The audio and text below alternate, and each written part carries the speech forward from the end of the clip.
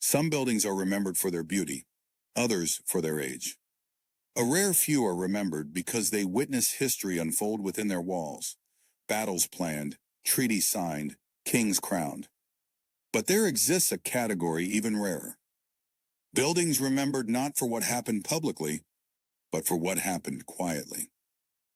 Cliveden House is one of them. At first glance, it appears to be simply another English country estate. Stone terraces overlook the River Thames. Classical architecture frames perfectly manicured gardens. Centuries of careful preservation have maintained an atmosphere of timeless elegance. Visitors today walk through rooms filled with antique furniture, admire art collections spanning generations, and photograph views that have remained largely unchanged for over 200 years. But beauty has always been Cliveden's disguise, not its purpose. For decades, through the height of the British Empire, through 2 world wars, through the transformation of global power itself, this house served a function that few outsiders understood. It was a meeting place. Not for kings, not for parliaments, not for public ceremonies, but for something far more modern and far more influential.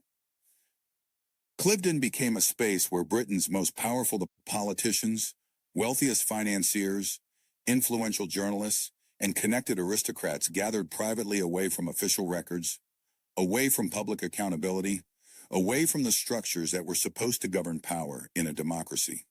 Here, ideas were tested before becoming policy. Opinions were shaped before reaching the public. Alliances were formed before entering Parliament. No votes were ever cast at Cliveden. No laws were ever signed.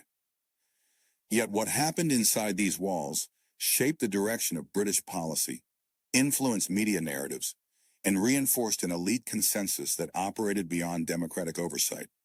This was not conspiracy. It was simply how power preferred to work. Cliveden sat in a strategic position close enough to London to remain connected to the centers of government and finance, yet distant enough to provide privacy, discretion, and the illusion of leisure. 40 miles from Westminster, a world away from scrutiny, the house itself was designed to facilitate this function.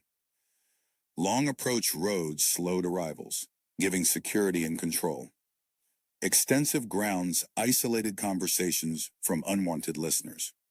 Interior layouts separated servants from guests, public rooms from private chambers, ensuring that sensitive discussions remain contained. Even the gardens were designed with purpose-winding paths that allowed 2 people to walk privately, hidden alcoves where confidential exchanges could occur unobserved, terraces positioned to give speakers elevation and authority over listeners below. Nothing at Cliveden was accidental. Every architectural choice served discretion.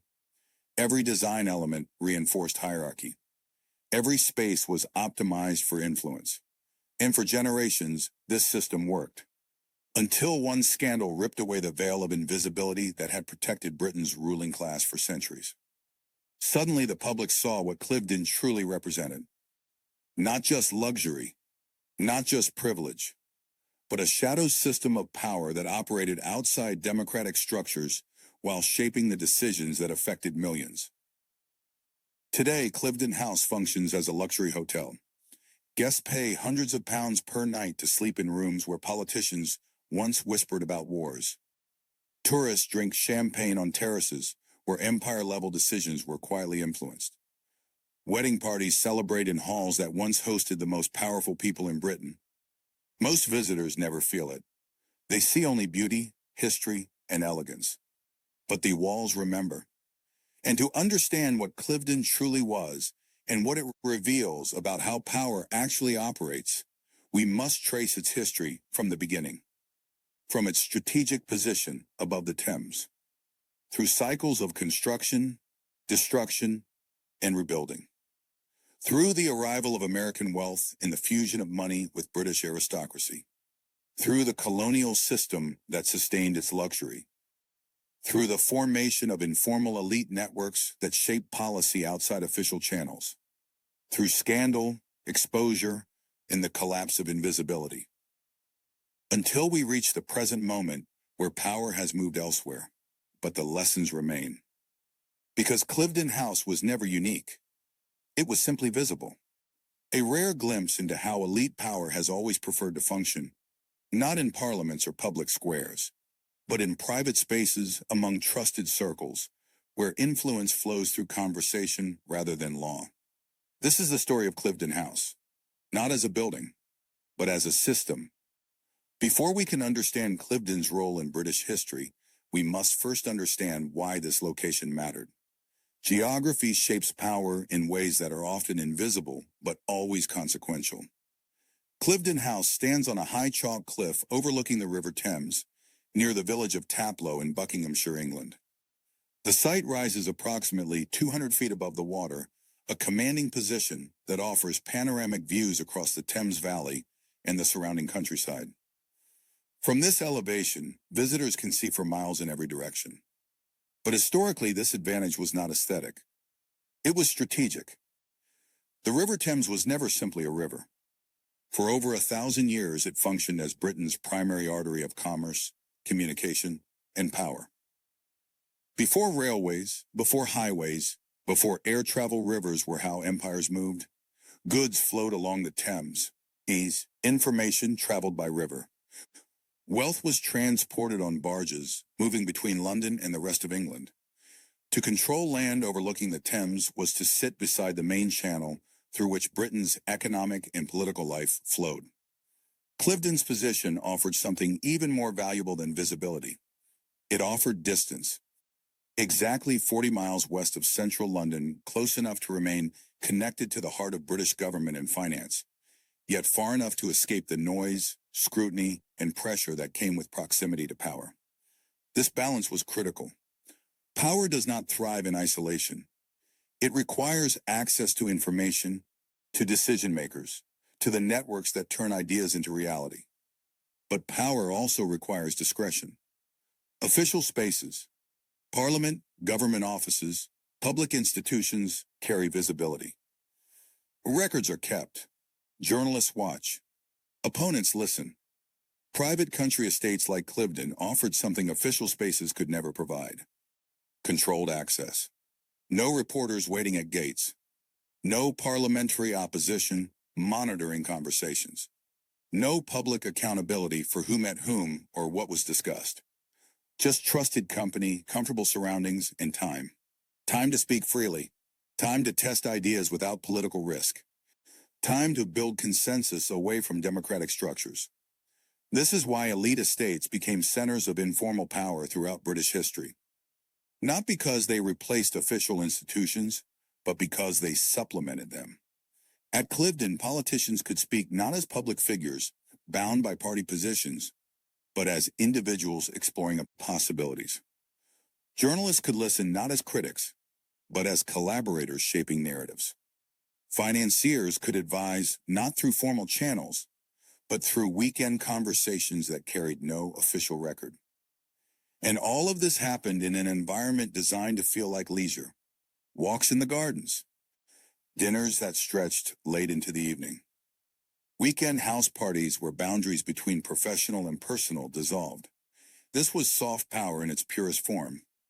No one gave orders at Cliveden. No one announced policies. But by the time participants returned to London, certain ideas had been tested, certain consensus had formed, and certain directions had been quietly agreed upon. The Thames below reinforced this dynamic symbolically. For centuries, Britain's imperial wealth arrived by water. Ships carried raw materials from colonies in Asia, Africa, and the Caribbean. Those materials were processed in British factories. Finished goods and profits flowed back through the same channels. Cliveden did not sit beside a random river. It sat beside the route through which empire sustained itself. This connection between geography and power cannot be overstated. History often focuses on individuals, prime ministers, generals, monarchs. But places matter just as much. Certain locations become nodes in networks of power, not because of natural resources or military advantage, but because of position within systems of communication, wealth, and influence. Cliveden was one such node. Its elevation gave it perspective literally and symbolically. From this height, Britain's elite could observe the flow of commerce, wealth, and power moving through the Thames Valley while remaining comfortably removed from the struggles occurring below. This physical separation mirrored social reality. Elite power has always preferred distance, not complete isolation that would mean irrelevance, but enough separation to avoid accountability while maintaining influence. Cliveden's grounds reinforced this isolation. The estate eventually encompassed over 375 acres of carefully managed land. Long driveways slowed arrivals. Extensive gardens provided buffer zones. Woodland areas ensured privacy from neighboring properties. Every element of the landscape served discretion. Even today, approaching Cliveden creates a sense of transition. Modern visitors drive through gates, follow winding roads through manicured grounds, pass beneath ancient trees, and gradually leave the ordinary world behind. This was intentional. Elite spaces were designed to feel separate not just physically, but psychologically. To enter Cliveden was to enter a different realm, governed by different rules, where power operated with a freedom unavailable in public spaces. And for centuries, this system functioned smoothly, until visibility destroyed it. But before we reach that collapse, we must trace how Cliveden came to occupy this role in British elite culture. How did a country house become a center of informal political power? The answer lies in its origins and in the pattern of destruction and rebuilding that shaped its identity long before the Astor family made it famous. Cliveden's story begins in the mid-17th century, a period of profound instability in British history. The English Civil War had just ended. The monarchy had been temporarily abolished. Political authority was uncertain. In this context, the first Cliveden House was built in 1666 by George Villiers, the second Duke of Buckingham. Villiers was not a king, but he moved in circles close to royal power. He understood something fundamental about influence in post-Civil War England. Survival depended not on holding official titles alone, but on maintaining proximity to those who did. Cliveden represented that proximity. By building an estate within reach of London, but removed from its political turbulence, Villiers created a space that balanced access with discretion, a pattern that would define Cliveden for the next 3 centuries. Even in its earliest phase, Cliveden was never politically neutral land. It belonged to courtiers, advisors, and nobles who understood that real power often operated at the edges of official structures rather than at their centers. But Cliveden's early history was marked by repeated destruction. The original house burned down in 1795. It was rebuilt. A second major fire occurred in 1849, devastating the structure once again. Each time, the estate was reconstructed, often larger, grander, and more deliberate than before. This pattern of destruction and rebuilding reveals something important about elite culture. When ordinary buildings burn, they disappear. When elite buildings burn, they are replaced and their reconstruction becomes a statement. Rebuilding Cliveden was never simply about restoring a residence.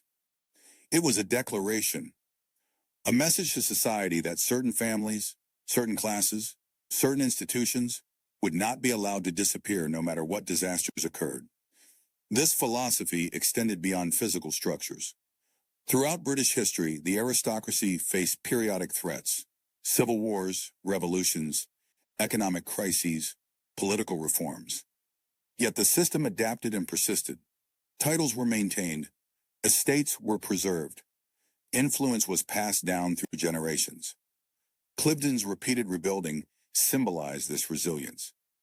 Each reconstruction was an assertion that elite power, once established, had permanence even when individual buildings or individual people did not. By the early 19th century, Cliveden had passed through several owners, each adding their own architectural vision. In 1824, Sir George Warrender acquired the property and commissioned a new design. Then, after the 1849 fire, the estate was purchased by the Duke of Sutherland, one of Britain's wealthiest aristocrats. The Duke hired Charles Barry, the architect who designed the Houses of Parliament, to rebuild Cliveden in the Italianate style that still defines its appearance today. This was not accidental. Barry's design connected Cliveden visually to Renaissance Italy and classical Rome civilizations, associated with power, culture, and imperial grandeur. The architectural language spoke of continuity with ancient authority. Symmetry dominated the facade. Stone balustrades emphasized horizontal lines. Terraces extended the building's presence outward into the landscape. Every design choice reinforced a message. This was not a temporary structure or a personal residence alone. It was an institution. The Duke of Sutherland's vision for Cliveden also reflected changing attitudes among Britain's elite. By the mid-19th century, the aristocracy was no longer defined solely by land and hereditary titles. Wealth increasingly came from industry, trade, and imperial commerce. Yet traditional markers of status remained important. Grand country estates served multiple functions, symbols of stability in a rapidly changing world, gathering places for elite networks, and stages for performing aristocratic identity in ways that reinforced social hierarchies. Cliveden excelled at all three. But the estate's most significant transformation was yet to come. In 1893, Cliveden was purchased by William Waldorf Astor, an American industrialist heir who would fundamentally reshape the estate's role in British elite culture. Astor's arrival marked a turning point. For the first time, Cliveden would be owned not by hereditary British aristocracy, but by foreign wealth. This shift reflected larger changes in global power structures. American industrial and financial capital was growing rapidly. Traditional British landed wealth was declining. The future belonged not to those who inherited estates, but to those who could afford to buy them. Astor's purchase of Cliveden represented more than a real estate transaction. It represented the fusion of two systems, American money and British social legitimacy. And that fusion would define Cliveden's golden age. Before we examine the Astor era, we must first understand what lay inside Cliveden's walls, because the interior was just as carefully designed as the exterior to facilitate elite power. To enter Cliveden House is to understand immediately that this was never designed as a family home. It was designed as a stage. The interior layout, developed and refined through the 18th and 19th centuries, prioritized hosting over privacy, conversation over comfort, and influence over intimacy. Every room served a purpose within the larger system of elite power. The entrance hall established hierarchy from the first moment. High ceilings created a sense of grandeur that dwarfed visitors. Classical proportions referenced ancient authority. Marble floors reflected light and sound, amplifying the impression of scale. This was intentional. Elite architecture was a language understood instantly by those who mattered. A grand entrance announced that those who gathered here operated at a level above ordinary society. Beyond the entrance, the layout carefully separated public spaces from private ones. Drawing rooms, large, formal spaces designed for group conversation, occupied central positions. These were the heart of Cliveden's social function. Here, guests gathered after dinner. Discussions extended late into the evening. Ideas were tested in ways impossible in official settings. The furniture arrangement facilitated conversation. Chairs grouped in circles, sofas positioned to create intimate subgroups within larger gatherings. Lighting designed to create warmth without harshness. Everything encouraged people to stay, talk, and engage. Dining rooms reinforced this dynamic. Long tables seated dozens. Meals stretched across multiple courses in several hours. Wine flowed freely. Food was never simply sustenance at Cliveden. It was a tool for creating the relaxed atmosphere in which influence flowed most easily. When people dined together repeatedly, barriers lower. Formal positions soften.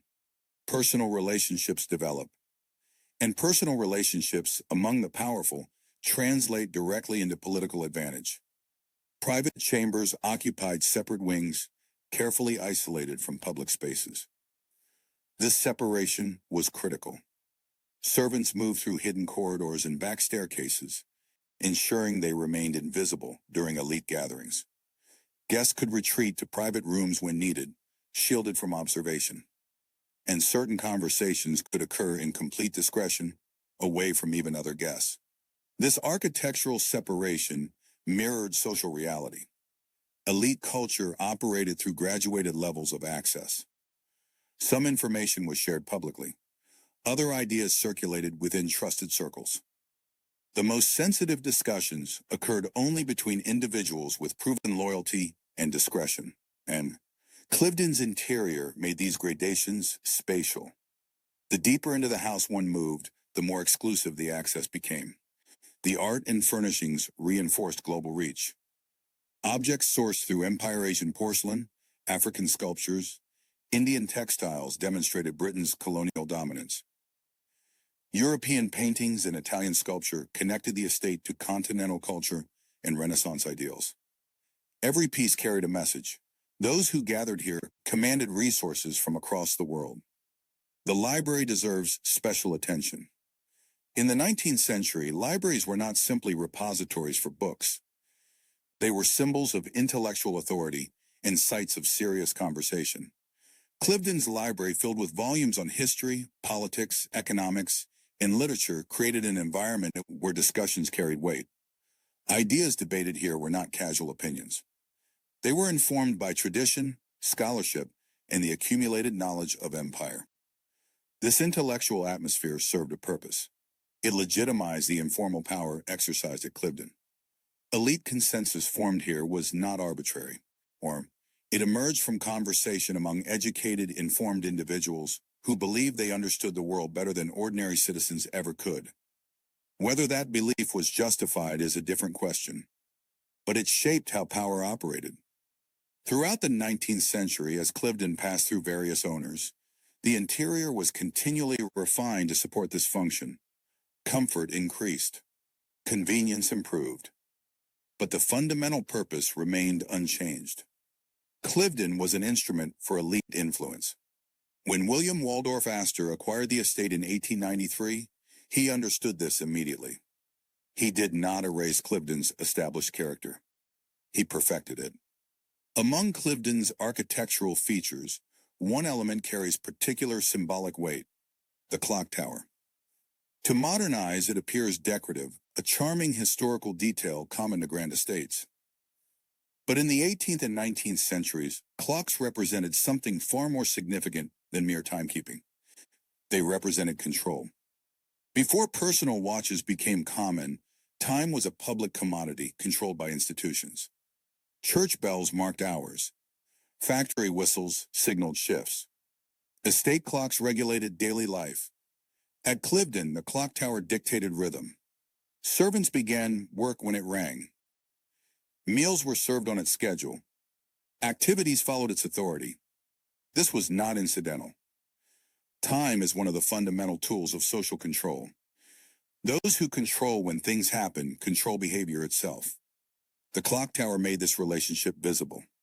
It stood physically above the estate, overlooking grounds and buildings, reminding everyone within sight that even time itself belonged to those who owned Cliveden. But the symbolism extended deeper. Throughout history, elite classes have distinguished themselves not just through wealth, but through their relationship to time itself. Ordinary people sell their time in exchange for survival, working by the hour, bound to schedules imposed by others. Elites own time. They control their schedules. They arrive when convenient. They extend conversations as long as needed. At Cliveden, time was abundant. Weekend house parties stretched across days. Dinners lasted hours. Conversations developed without rush. This temporal luxury created space for the kind of deep, informal relationship building that translated into political influence. Quick meetings produce quick transactions. Extended time together produces trust, understanding, and alignment, the foundations of lasting power networks. The clock tower marked time publicly, while the estate operated in temporal freedom privately. This contradiction embodied elite privilege. Rules applied to those below: servants, workers, ordinary citizens. Those above lived by different rules, including freedom from the tyranny of the clock. Even in decay and restoration, the clock tower has retained symbolic significance. Today, as Cliveden functions as a hotel, the clock tower still stands, but now it marks time for paying guests rather than elite gatherings. Its authority has shifted from private to commercial. Yet it remains a reminder. Power has always been about controlling not just space and wealth, but time itself. When William Waldorf Astor purchased Cliveden in 1893, he represented something new in British society. Wealth without aristocratic lineage. Influence without hereditary title. Power purchased rather than inherited. Astor was born into American industrial wealth, his family fortune built through fur trading, real estate, and finance in New York City. By the late 19th century, the Astor name represented exactly the kind of capital that was reshaping global power structures. But William Waldorf Astor wanted more than money. He wanted legitimacy. America offered financial opportunity, but lacked the deep social hierarchies and historical prestige that European aristocracy still commanded. Britain offered precisely what Astor desired: titles, tradition, and acceptance into elite circles that conferred status beyond mere wealth. And Britain, facing its own financial pressures, increasingly welcomed American money. By the 1890s, the traditional British aristocracy confronted a paradox. They owned vast estates but lacked liquid capital. Maintaining properties required enormous ongoing expense. Agricultural income, the traditional foundation of landed wealth, was declining. American industrialists offered a solution. They purchased estates, infused capital, and sought integration into British elite society. In return, Britain offered something America could not: centuries of accumulated social prestige. Marriages between American heiresses and British aristocrats became common financial capital exchanged for social legitimacy. Astor's strategy was more comprehensive. Rather than simply marrying into British society, he relocated entirely, purchasing property, involving himself in British affairs, and eventually acquiring British citizenship and a hereditary peerage. In 1916, he was created Viscount Astor. His son, Waldorf Astor, would later inherit both the title and Cliveden itself. This transformation was complete. Within one generation, the Astor family had moved from American industry to British aristocracy. Cliveden became the physical manifestation of this fusion. Astor did not purchase the estate simply as a residence. He acquired it as a platform of space through which American capital could gain access to British political and social power.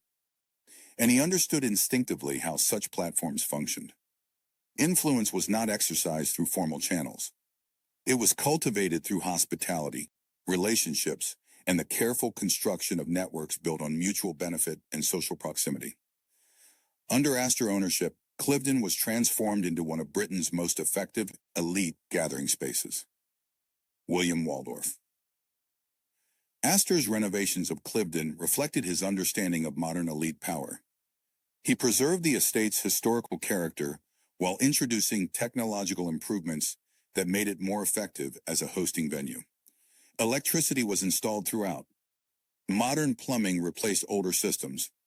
Heating was improved for year-round comfort. These were not superficial luxuries. They were infrastructure investments that allowed Cliveden to function as a continuous elite hub rather than a seasonal residence.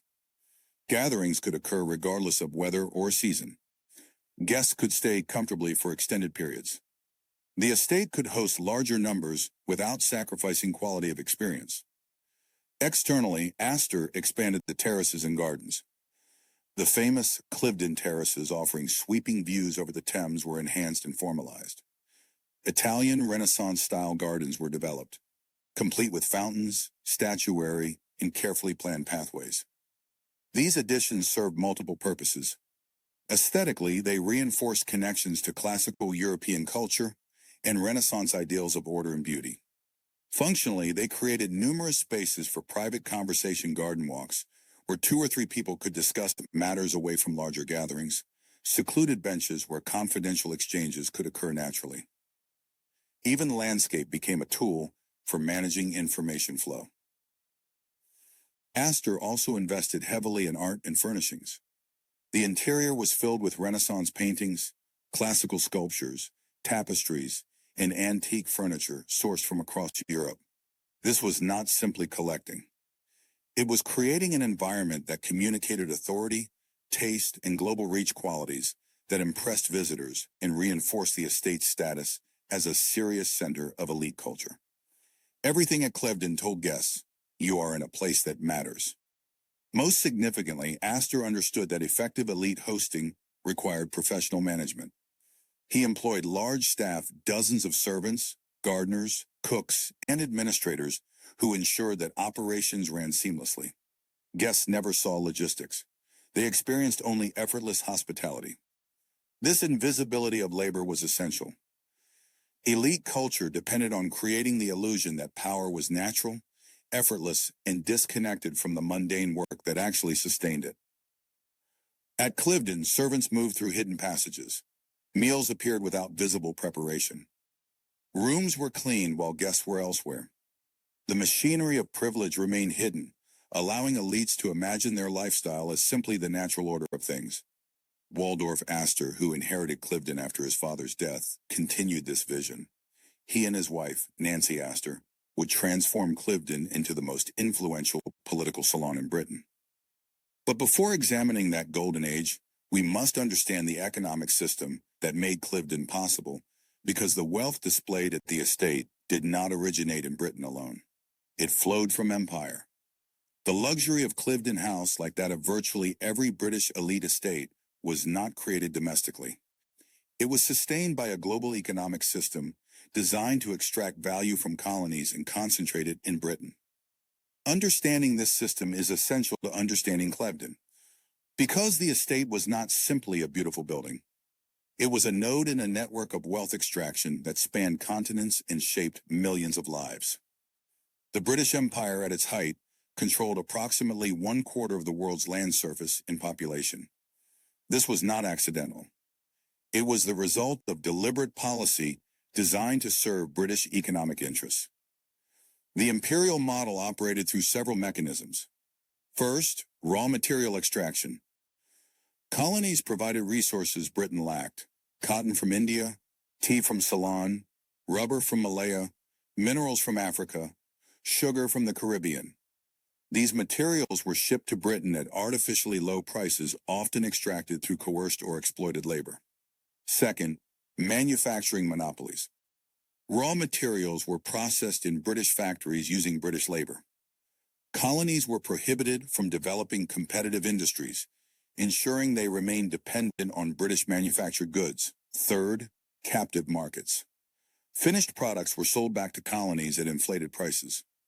Colonial populations had little choice but to purchase the British goods, creating guaranteed profit streams. Fourth, financial control. British banks, investment houses, and trading companies controlled colonial economies, taking percentages at every transaction level. The system generated enormous wealth, but that wealth did not benefit Britain evenly. It concentrated among those with access to imperial trade, finance, and governance. Families like the Astors, who had investments in international trade and finance, benefited enormously from imperial economic structures, even without directly managing colonies. Cliveden itself became a repository for this wealth. The art collected there, much of it sourced from Asia and Africa. The furnishings, textiles from India, porcelain from China, exotic woods from tropical colonies.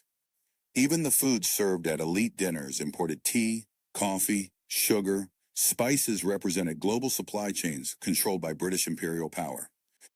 One of the most controversial elements of this system was the opium trade.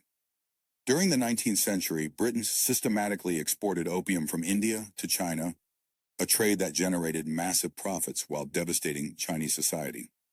When the Chinese government attempted to block opium imports, Britain went to war twice: the Opium Wars of 1839 to 42 and 1856 to 60, to force China to accept the drug trade. This was not a rogue operation. It was official British policy, managed through the East India Company and later the British government itself. The profits from opium flowed through British financial systems, banks, investment trusts, trading companies, and eventually supported the lifestyles of Britain's elite. Families with investments in Asian trade, shipping, or finance benefited indirectly even if they never personally touched the opium business. This created a moral distance that allowed elites to enjoy wealth without confronting its origins.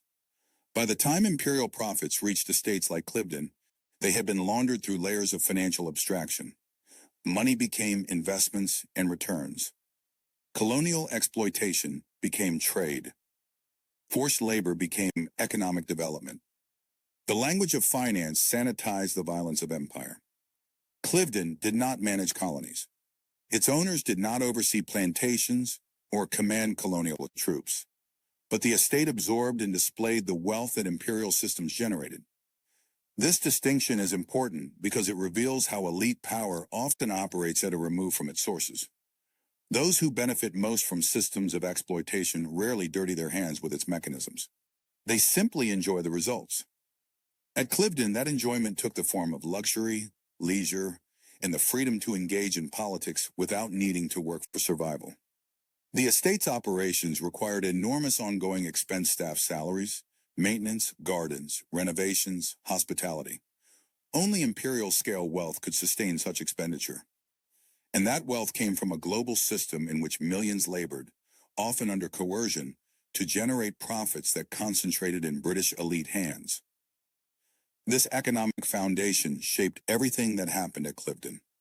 The political influence exercised there was possible only because imperial wealth had freed its occupants from economic necessity.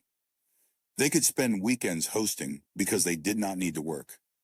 They could engage in multi-hour dinners and days-long conversations because their time was their own.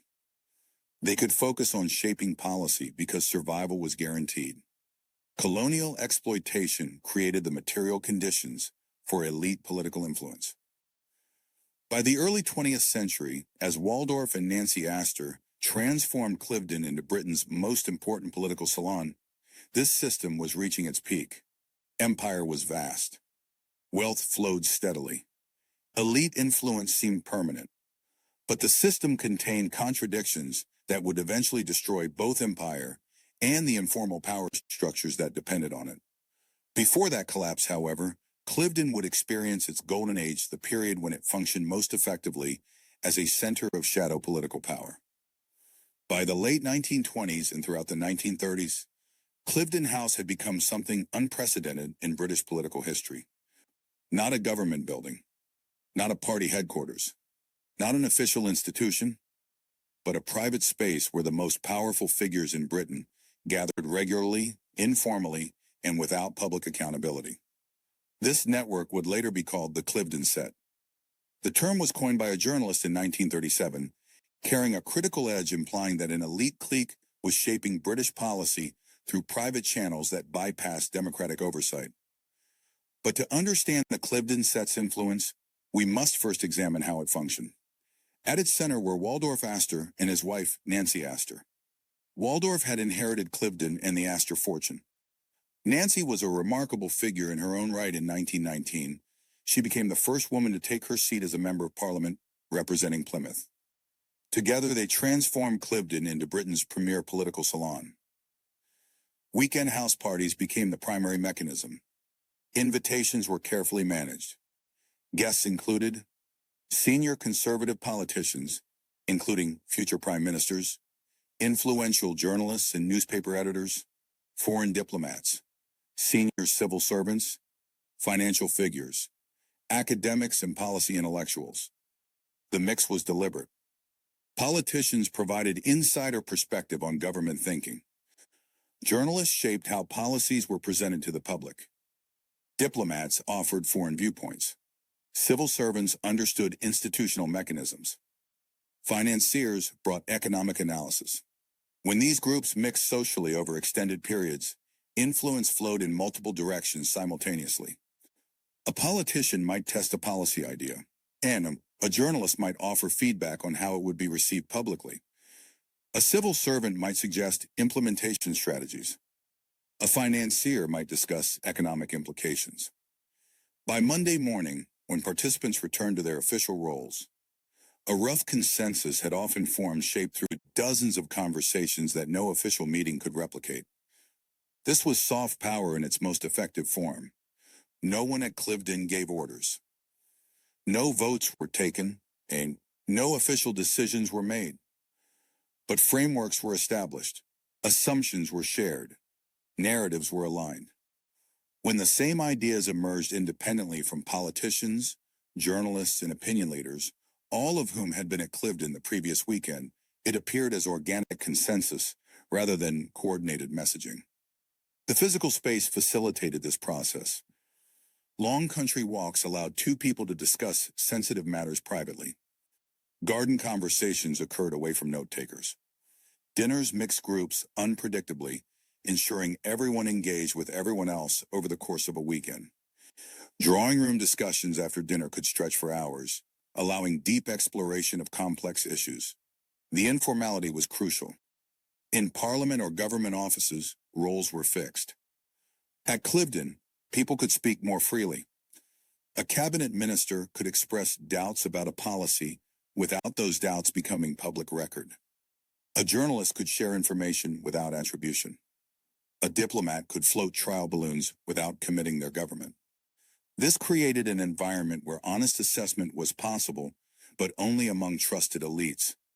The composition of the Cliveden Set revealed its ideological orientation. It was overwhelmingly conservative, pro-business, and supportive of maintaining British global influence. Many members were skeptical of mass democracy, worried about socialist movements, and concerned about preserving traditional hierarchies. During the 1930s, this translated into a controversial policy position: appeasement of Nazi Germany. Several Cliveden Set members believed that Adolf Hitler could be reasoned with, that German grievances from World War I were partially legitimate, and that avoiding another war should be Britain's priority. Some also saw fascism as a potential bulwark against communism, viewing the Soviet Union as the greater threat to British interests. These views were not universal at Cliveden, but they were common. And because the set included influential journalists, these perspectives received sympathetic coverage in major newspapers. The Times in particular was criticized for supporting appeasement, and its editor, Geoffrey Dawson, was a Cliveden regular. This is where the Cliveden Set's influence became most visible and most controversial. Policy consensus formed privately at Cliveden was promoted in major newspapers by journalists who had been present and was defended in Parliament by politicians who had participated in the same weekend discussions. To outsiders, this appeared coordinated.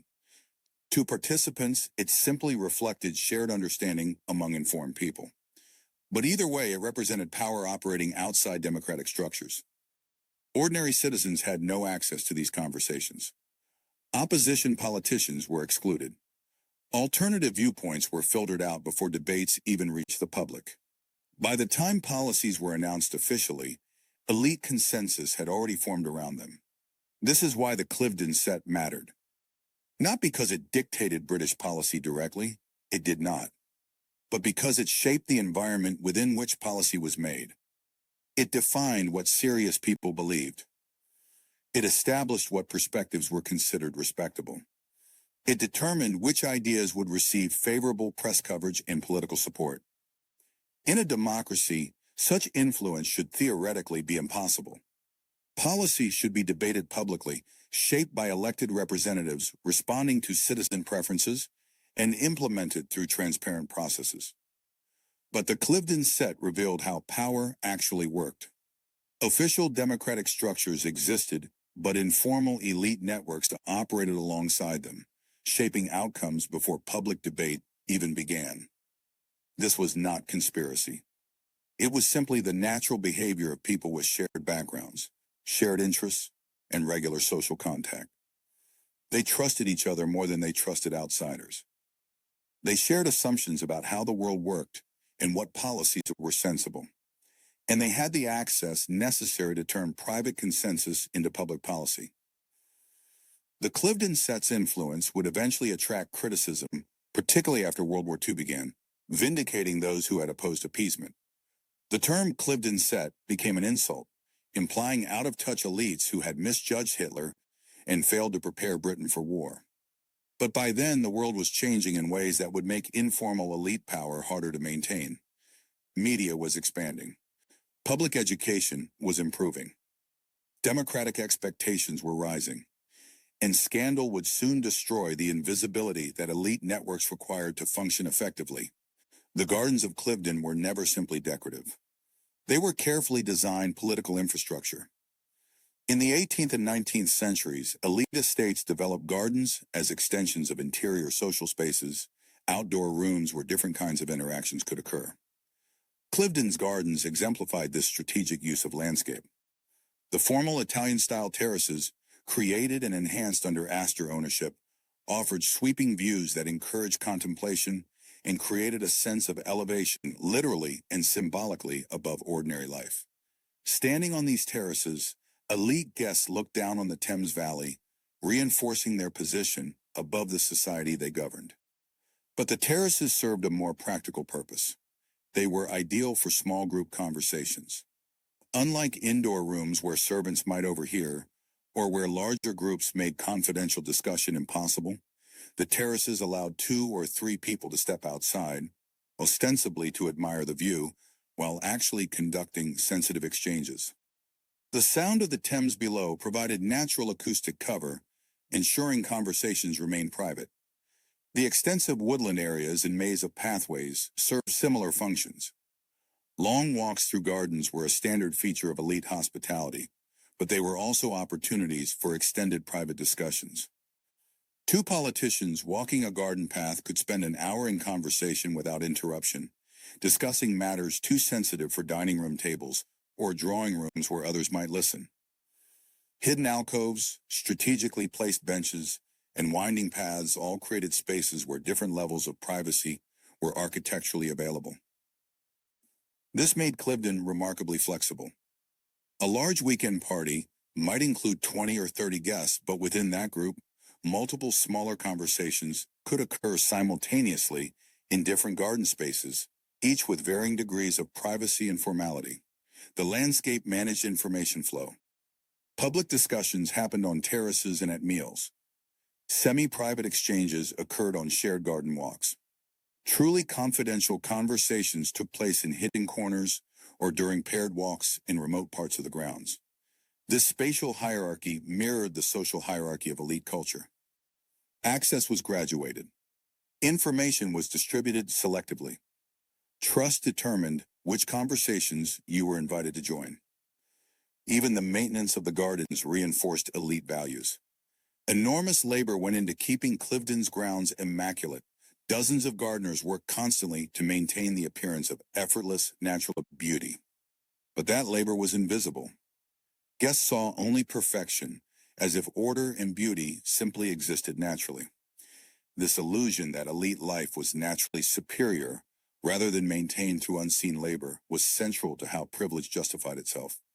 The gardens whispered, "This is simply how things are." Not, "This requires enormous ongoing work by people you will never meet."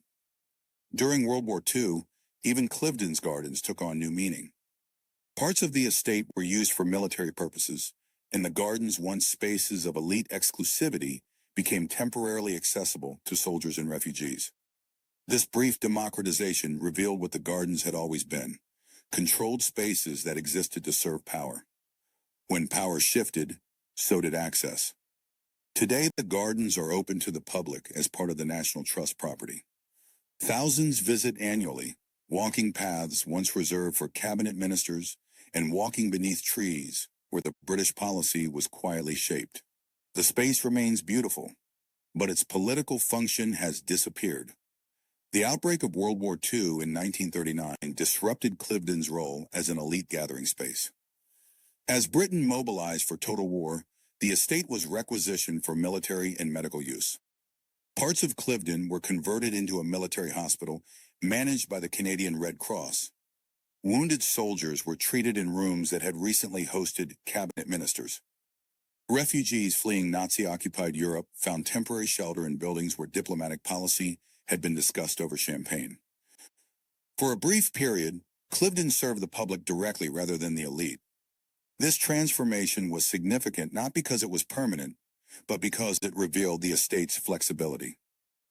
Cliveden was not inherently a space of privilege. It was a space controlled by privilege. When national emergency required it, the estate could be redirected toward public purposes. But this also demonstrated that such redirection required extraordinary circumstances. Under normal conditions, Cliveden functioned as private elite space, inaccessible to ordinary citizens. Only war and government authority to requisition private property temporarily changed that equation. For the duration of the conflict, elite social gatherings at Cliveden largely ceased. The Astor family retained ownership, but could not use the estate as they had before. Still, this interruption would prove more permanent than anyone anticipated. After the war, British society had changed. The welfare state expanded. Class barriers began to weaken. Deference to elites declined. Media became more aggressive. And Cliveden would never fully recover its pre-war role as Britain's premier political salon. The old world of informal elite consensus was fading. Visibility was increasing. And scandal would soon complete its destruction. In the early 1960s, Britain was undergoing profound social change. The post-war generation was less deferential to authority. The press was more aggressive in investigating political figures. And social conservatism was beginning to crack. Into this environment came the scandal that would permanently associate Cliveden with elite recklessness, the Profumo affair. The central figure was John Profumo, Britain's Secretary of State for War, a cabinet-level position responsible for military affairs during the Cold War. In 1961, at a party held at Cliveden's swimming pool, Profumo met Christine Keeler, a young woman on the edges of London's elite social scene. They began an affair. Under ordinary circumstances, this would have been a private matter potentially embarrassing if exposed, but not a national crisis. But there was a complication. Keeler was simultaneously involved with Yevgeny Ivanov, a Soviet naval attaché suspected of being an intelligence officer. Suddenly, what appeared to be a personal indiscretion became a potential security breach. The Secretary of State for War with access to classified defense information was sleeping with a woman who was also sleeping with a Soviet intelligence operative. When rumors began circulating in early 1963, Profumo denied the affair in a statement to Parliament. He lied. When the truth eventually emerged, the consequences were devastating. Profumo resigned in disgrace. The conservative government, led by Prime Minister Harold Macmillan, was severely damaged. Public trust in political leadership collapsed. And Cliveden, where the affair had begun, became synonymous with elite decadence and recklessness.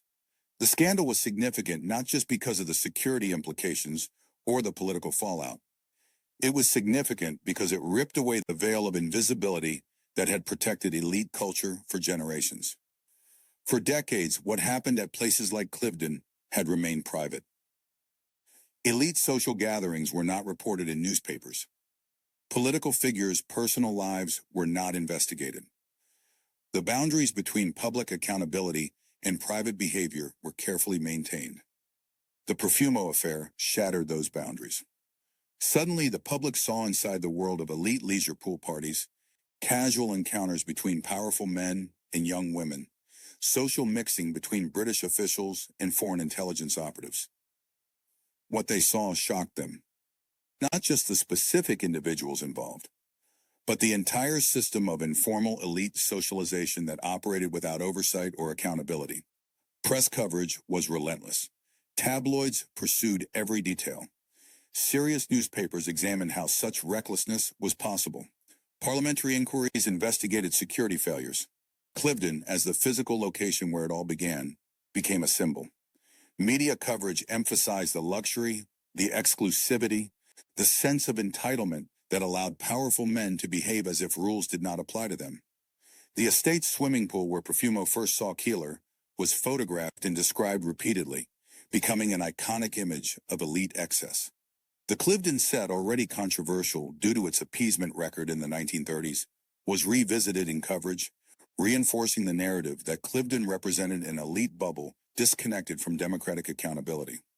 For older generations who had been part of or sympathetic to elite culture, the scandal was tragic. They saw the destruction of a system that they believed had served Britain effectively, where serious people could gather privately to discuss important matters without media sensationalism or populist pressure. For younger generations and those excluded from elite circles, the scandal was vindicating. It confirmed suspicions that the elite operated by different rules, that power was abused behind closed doors, and that the system required reform. The political consequences extended beyond Profumo himself. The Conservative government lost the 1964 election, ending 13 years of Conservative rule. Labour's victory represented a broader shift in British politics, away from deference to traditional elites and toward a more democratic, meritocratic vision of society. Cliveden itself never recovered its political function. After the scandal, gathering there became politically toxic. No serious politician wanted to be associated with the estate. Media would scrutinize any event held there. The discretion that had made Cliveden valuable was permanently destroyed. The Astor family's ownership continued, but the estate's role had fundamentally changed. What had been a center of political influence became simply a historical curiosity, beautiful, significant, but politically inert. The Profumo affair revealed something important about power in modern democracies. Informal elite networks can function effectively only when they remain invisible. Once exposed to sustained public scrutiny, they cannot survive. Democratic legitimacy requires transparency, accountability, and equal application of rules. Elite power depends on privacy, discretion, and different rules for different classes. The two systems are ultimately incompatible. For most of British history, elite networks had managed to maintain invisibility. But by the 1960s, mass media, investigative journalism, and changing social attitudes made sustained invisibility impossible. The scandal was not just about one affair or one political figure. It was about the end of an era when elite power could operate comfortably in the shadows. After the Profumo affair, Cliveden entered a new and diminished phase of its existence. The estate remained beautiful. Now, the Astor family retained ownership, but its function had fundamentally changed. Political gatherings became rare. The informal elite networks that had made Cliveden significant largely moved elsewhere or dissolved entirely. Several broader forces were reshaping the landscape of elite power. First, media expansion. Television brought news into millions of homes daily. Investigative journalism became more aggressive.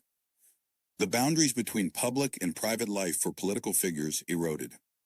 Politicians could no longer assume that their social activities would remain unreported. This made informal elite socialization more risky. Every gathering carried potential for exposure. Every private conversation might become public. The comfort and candor that had defined Cliveden-style influence became difficult to maintain. Second, democratic expectations rose. The post-war expansion of education created a larger informed public. Social movements challenged traditional hierarchies. Deference to elites declined. Ordinary citizens increasingly demanded transparency and accountability from political leaders. The idea that important decisions should be shaped in private country house weekends by people who were not elected and whose deliberations were not recorded became democratically illegitimate. Third, empire collapsed. Britain's colonial holdings achieved independence throughout the 1950s and 60s.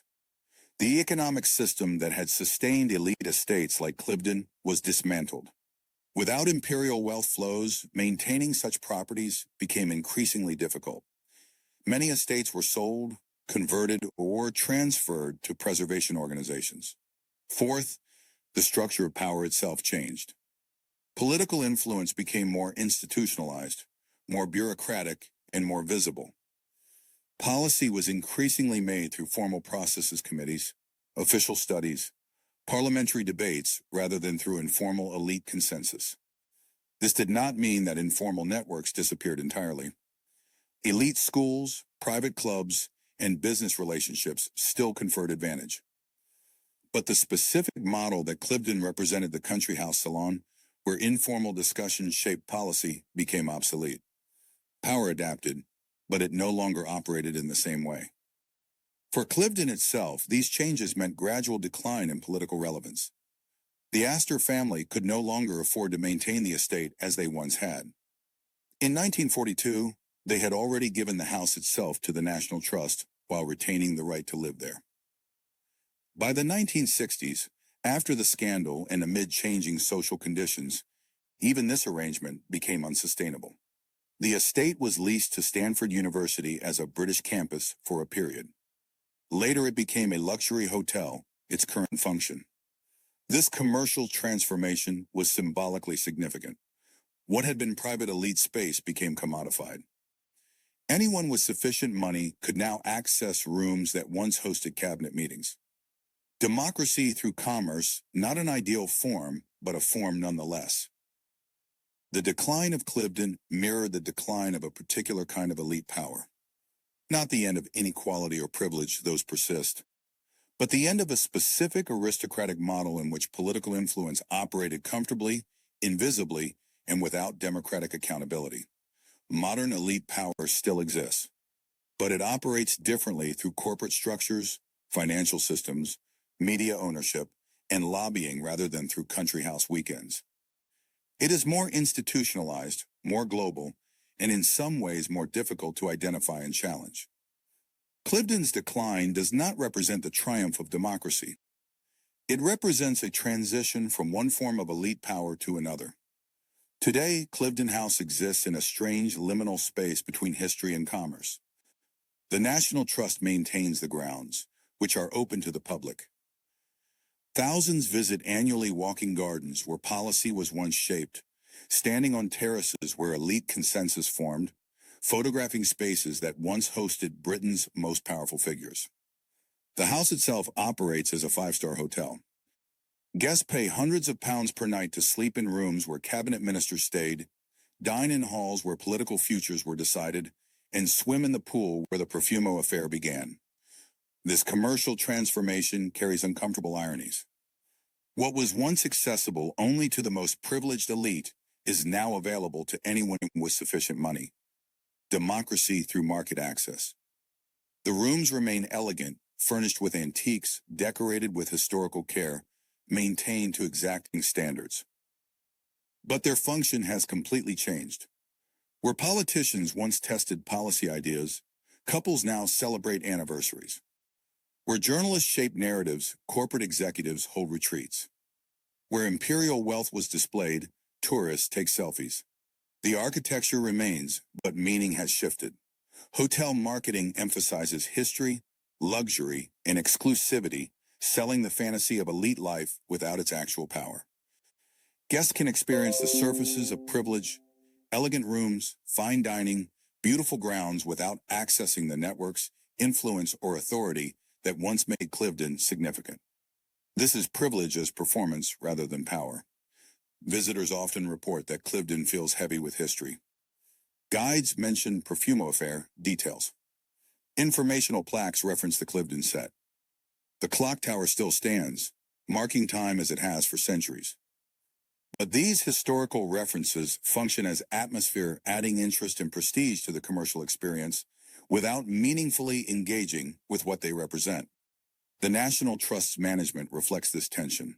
And on one hand, preservation organizations want to maintain historical authenticity and educate visitors about the past. On the other, they need revenue to sustain operations, which comes from tourism and commercial leases.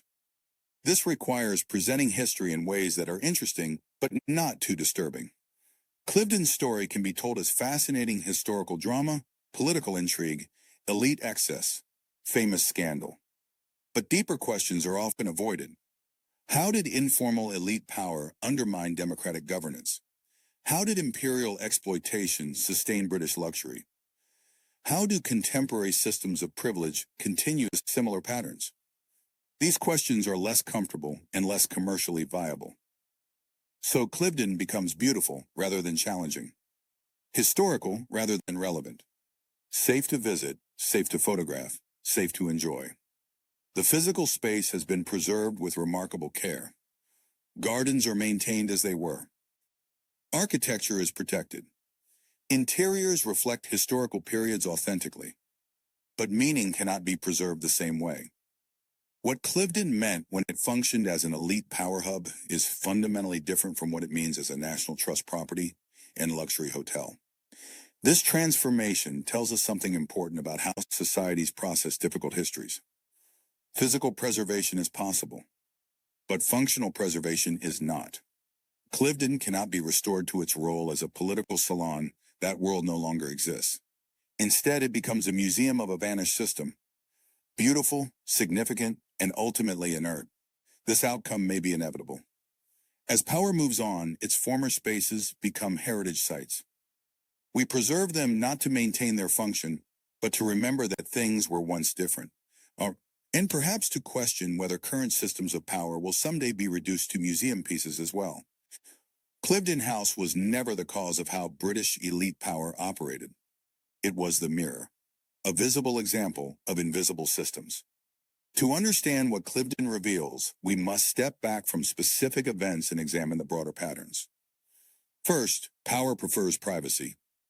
Throughout history, those who wield significant influence have consistently sought spaces where they can deliberate away from public scrutiny. This is not necessarily sinister. Complex decisions often require candid discussion impossible in public forums, where every word is recorded and analyzed. But there is a tension between this legitimate need for confidential deliberation and democratic principles requiring transparency and accountability. Cliveden represented one resolution of that tension, private elite space, where influence was cultivated through social relationships rather than official channels. This worked for generations because several conditions were met. Elite consensus was relatively stable. Media was deferential or easily controlled. Democratic participation was limited. The public largely accepted elite authority. When those conditions eroded, which they did throughout the 20th century, the Cliveden model became unsustainable. Second, wealth shapes space and space shapes power. Cliveden's influence was possible because wealth created the physical infrastructure that facilitated elite gathering. Extensive grounds ensured privacy. Comfortable accommodations encouraged extended stays. Beautiful surroundings created pleasant atmosphere. Professional staff removed logistical concerns. This infrastructure was expensive to maintain, requiring imperial-scale wealth. But that investment paid political dividends far exceeding its cost. Access to decision-makers, ability to shape narratives, and participation in elite consensus building were worth far more than the expense of maintaining an estate. This relationship between wealth and political access remains fundamental, though it now operates through different mechanisms: campaign donations, corporate influence, think tank funding, media ownership. Cliveden simply made the relationship more visible than usual. Third, informal power networks are resilient but vulnerable. The Cliveden Set operated effectively for decades with no official status, no written rules, and no institutional structure. It persisted through personality, shared interests, and social proximity. This informality was a strength that could adapt quickly, include or exclude participants flexibly, and operate without bureaucratic constraints. But informality also created vulnerability. Without institutional protection, informal networks depend entirely on continued invisibility and elite consensus. Once exposed or contested, they have no legitimate authority to defend. The Profumo affair demonstrated this dramatically. Within months, a network that had shaped British policy for decades was delegitimized and disbanded, not through institutional reform or legal action, but simply through publicity and scandal. Fourth, elite power and democratic governance exist in permanent tension. Democracies are based on principles of equality, transparency, and accountability. Elite networks operate through exclusivity, discretion, and personal relationships. These systems are fundamentally incompatible, yet both persist within democratic societies. Cliveden reveals how this tension can be temporarily managed through spatial separation, social boundaries, and mutual agreement among elites to maintain certain fictions. That policy emerges from public debate rather than private consensus. But such management is unstable. Democratic pressures continually push toward transparency. Elite interests continually push toward privacy. The balance shifts over time, reflecting broader power struggles within society. Fifth, physical spaces outlast the systems that created them. Cliveden House still stands. Its architecture remains beautiful. Its gardens continue to impress visitors. The clock tower still marks time. But the system that gave these spaces meaning has disappeared. This raises profound questions about historical memory. How do we remember spaces of elite power after their power has faded? As cautionary examples, as fascinating historical curiosities, as evidence of systems we have transcended, or as reminders that similar systems still operate just in less visible forms? Cliveden forces these questions because it cannot be comfortably categorized. It was not simply evil real policy discussions occurred there, some beneficial, but it was not democratically legitimate, excluding most citizens from conversations that affected their lives. It represented both sophisticated political culture and fundamental democratic failure. This ambiguity is uncomfortable, which is why historical sites often simplify. But Cliveden's value lies precisely in its complexity. It reveals that power rarely operates as we imagine, not through open force or obvious conspiracy, but through comfort, familiarity, and carefully managed social space. The final lesson of Cliveden is perhaps the most important. Empires fall loudly. Governments collapse visibly. But power often just relocates. When Cliveden ceased functioning as an elite salon, elite influence did not disappear. It found new venues, new methods, new justifications. Private members' clubs in London, exclusive conferences in Switzerland, informal gatherings at international summits, corporate boardrooms with interlocking directorships, think tanks funded by undisclosed donors. The specific form changes. The fundamental dynamic persists. Cliveden's greatest contribution is making visible, even briefly, even incompletely, how power operates when it thinks no one is watching. In the silence of its gardens, in the comfort of its drawing rooms, in the privacy of its hidden conversations. Most visitors to modern Cliveden see only beauty. But for those willing to look deeper, the estate offers something more valuable. A reminder to question who gathers privately while claiming to serve the public. A prompt to examine what decisions are shaped before debate even begins. And a warning that the spaces where power truly operates are rarely the ones we are allowed to see. Some buildings are remembered for their beauty, others for their age. Cliveden House is remembered because for one brief moment in history, it became visible. A rare glimpse into how power prefers to work. Not in public, but quietly. Behind walls, among friends, away from accountability. The house remains, the system adapted, and the questions Cliveden raises remain unanswered.